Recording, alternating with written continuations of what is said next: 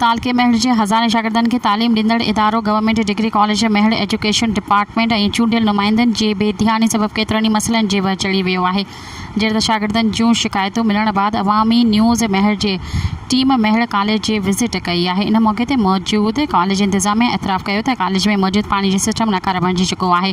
College अंदरि मौजूद ground में लॻल छपर पाणी न मिलण सबबि ख़त्म थी विया आहिनि, जंहिं लाइ असीं आला क़यादत खे बार बार शिकायतूं बि कयूं आहिनि, मगर को भी तदारुक नाहे वरितो वियो। जॾहिं त पीपी जे अॻुवाणी सूबाई वज़ीर ऐं मौजूदा MPA फयाज़ अली भट्ट जे वालिद मंसूर अली ख़ान भट्ट जे नाले सां मनसूब थियल स्पोर्ट्स कॉम्प्लेक्स पिणु मुकमल तबाह नज़र अचणु लॻो आहे। कॉलेज इंतज़ामिया वधीक मौक़िफ़ ॾींदे चयो त कॉलेज जी चौदीवारी न हुजण सबबि शाम जे वक़्तु आईसी मवालिन ऐं चोरनि ख़िलाफ़ खे कॉलेज खे पंहिंजो महफ़ूज़ पनाहगाह बणाए छॾियो आहे, जंहिं करे कॉलेज मां केतिरनि ई सामान चोरियूं पिणु करे चुका आहिनि, जिन खे असीं कॉलेज तरफ़ां पकड़े पुलिस हवाले करे चुका आहियूं, पर पुलिस तोड़े इंतज़ामिया कंहिं बि क़िस्म जी का बि कार्रवाई न कई, जंहिं करे शागिर्द उस्तादनि ऐं महल जे सुञाणंदड़नि पारां अफ़सोस ऐं गिणती जो इज़हार कयो वियो आहे। लाॻापियल इदारनि खां महल जे तालके दरगाह जे तबाहीअ जे नोटिस वठण जो मुतालबो कयो आहे। सब्सक्राइब कयो अवामी न्यूज़ HD खे ऐं ताज़ा तरीन ख़बरुनि लाइ ॾिसंदा रहो अवामी न्यूज़ HD।